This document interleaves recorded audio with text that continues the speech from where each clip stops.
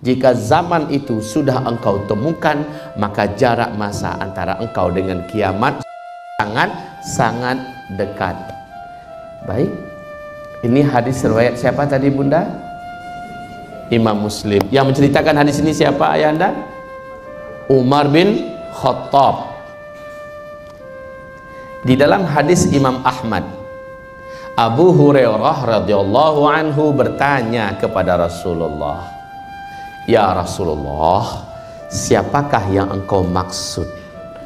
Kere, miskin, penggembala ternak, tidak beralas kaki, bertelanjang dada, tiba-tiba mereka menjadi kaya raya dan mereka berkuasa, lalu mereka berlomba-lomba serta berbangga-bangga membangun gedung-gedung yang tinggi-tinggi.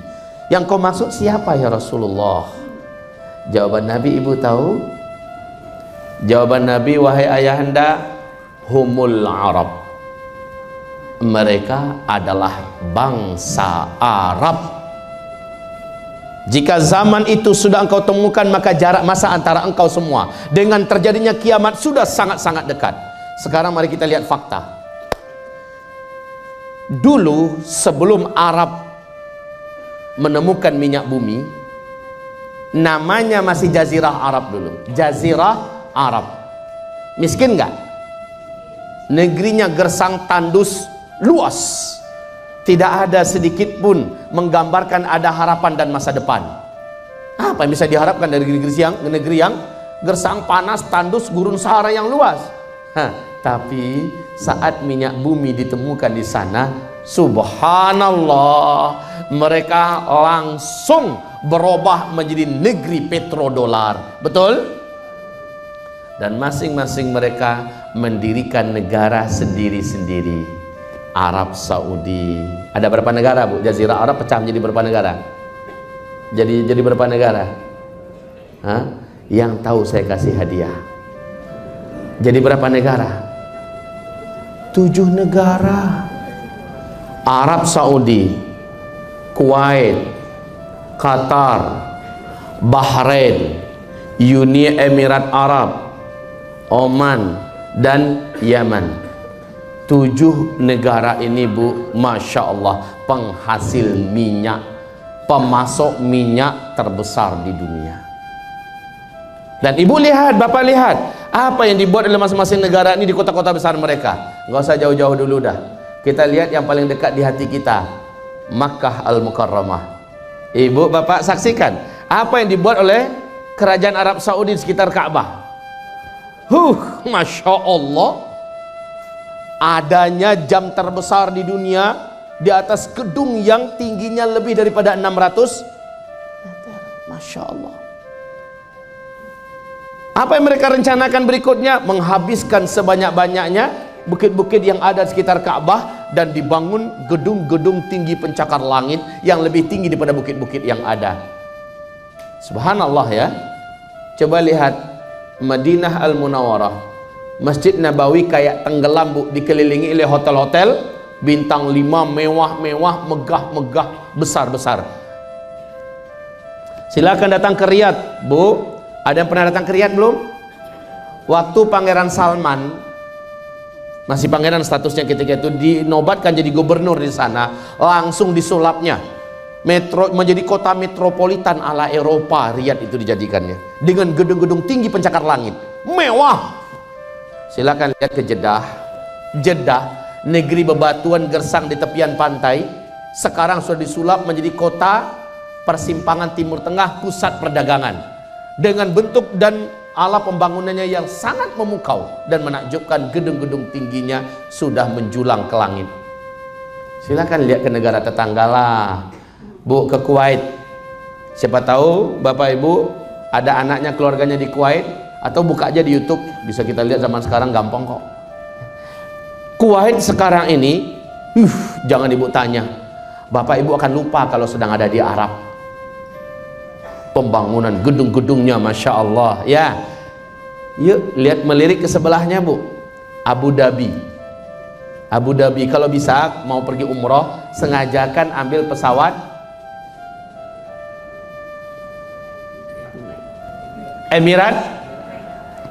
nanti dia akan ajak transit di Dubai, di Qatar Airways. Coba nanti di Abu Dhabi, dia akan turun di Abu Dhabi. Kalau bisa, biar nginep sehari semalam. Ibu keliling dulu dah di sana. Sekali lagi saya katakan, tidak percaya kita kalau kita sedang ada di negeri Arab. Lihat kota sebelahnya, Dubai. Dubai. Hari ini belum ada yang mampu mengalahkan rekor gedung tertinggi nomor 1 dunia yang ada di Dubai. Namanya Burj Khalifah. Tingginya 828 meter. Tinggi gedungnya. Ini gedung pertama tertinggi di dunia. Bapak Ibu, sudah selesaikah perlombaan membangun gedung-gedung yang tinggi-tinggi ini? Sudah selesaikan perlombaan untuk memperbanyak gedung-gedung tinggi yang mewah ini? Belum. Ya, sekarang di tepi Laut Merah sedang berlangsung pembangunan gedung nomor 1 dunia yang akan mengalahkan gedung yang ada di Dubai, di Jeddah. Kalau Bapak Ibu mau ngelihatnya, pergi umroh besok, pastikan pada pihak travel yang membawa kita, bawa kami ke lokasi di mana gedung itu sedang dibangun. Sekarang masuk tahun ke-7 ya. Gedung ini dibangun, didanai sepenuhnya oleh orang terkaya nomor 5 dunia, Pangeran Al-Walid bin Talal, salah seorang pangeran Arab Saudi. Biaya pembangunannya menghabiskan ratusan triliun rupiah. Ini tahun ke-7. Diperkirakan 2018 selesai.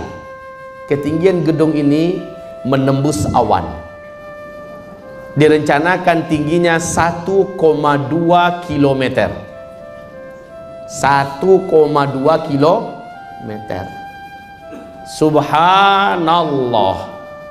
Dulunya mereka kere, miskin, penggembala ternak, tiba-tiba mereka menjadi kaya raya dan berkuasa. Lalu mereka berlomba-lomba membangun gedung-gedung yang tinggi-tinggi, pencakar langit. Siapakah mereka ya Rasulullah? Mereka adalah bangsa Arab. Khalas, sudah jadi kenyataan sekarang. Ada yang mencoba membantah, tidak akan mampu membantah. Ini fakta. Ya, jika zaman itu sudah engkau temukan, dan ternyata kita yang menemukan zaman ini, maka jarak masa antara engkau dengan kiamat sudah sangat-sangat dekat. Nah, masalahnya sangat dekat itu bila, Ustaz? Kita lanjutkan. Ini kan baru mukadimah. Sampai jam 10 nanti mukadimah. Hamba-hamba Allah yang kami muliakan, kalau Bapak Ibu mau membaca 400 hadis tentang akhir zaman, judulnya 400 hadis tentang akhir zaman, Bapak akan temukan hadis-hadis pendamping lainnya. Kata Rasulullah, tidak akan terjadi kiamat sampai engkau menyaksikan bukit-bukit sekitar Masjidil Haram sudah berlobang-lobang. Sudah terjadi banyaknya terowongan-terowongan, ya kan? Tidak akan terjadi kiamat sampai bangunan-bangunan gedung di tanah Makkah sudah mengalahkan bukit-bukit yang ada. Di hadis yang lain Bapak Ibu akan dapatkan, tidak akan terjadi kiamat sampai kalian melihat bukit-bukit hilang dari tempatnya. Itu sudah terjadi hari ini, khususnya di Makkah. Ustadz, tanda-tanda kiamat itu apakah di Makkah semua? Apakah di Madinah semua? Ataukah di tanah Timur Tengah saja? Jawabannya, untuk tanda-tanda kecil kiamat berbagi di berbagai tempat. Tapi tanda-tanda besar kiamat 100% seluruh dunia akan mengalaminya. 10 tanda besar kiamat seluruh dunia nanti akan menyaksikannya. Insya Allah pembahasan hari ini saya akan coba fokuskan 10 tanda besar hari kiamat ini sampai jam 3 nanti. 10 tanda besar hari kiamat. Nah, sampai sesi zuhur saya akan fokus tentang batasan keberadaan umat Islam di muka bumi. Ada kabar baik dari Rasulullah, umat Islam, umat beliau tidak akan pernah menyaksikan kiamat. Alhamdulillah. Senang nggak? Bahagia? Seburuk-buruk, sejelek-jelek manusia dari umat ini, kata Rasulullah, adalah yang nanti mereka menyaksikan terjadinya kiamat besar, kehancuran alam semesta. Tetapi subhanallah, ternyata di hadis yang lain Nabi mengatakan umatnya telah terlebih dahulu Allah wafatkan di muka bumi ini, tidak tersisa satu pun dari orang yang masih kenal dengan Allah. Tidak tersisa satu pun yang masih beriman dengan Allah, walaupun nggak pernah sholat, nggak pernah puasa, tapi dia masih punya iman, masih bisa melafazkan kalimat Allah. Kalau masih ada yang seperti itu, Allah masih tunda lagi kiamat 40 tahun lagi, walaupun cuma satu orang sisa. Tapi subhanallah, Allah habiskan dulu. Maknanya ini kabar gembira buat semua. Alhamdulillah, kalau begitu kita semua tidak akan menyaksikan kiamat. Yes,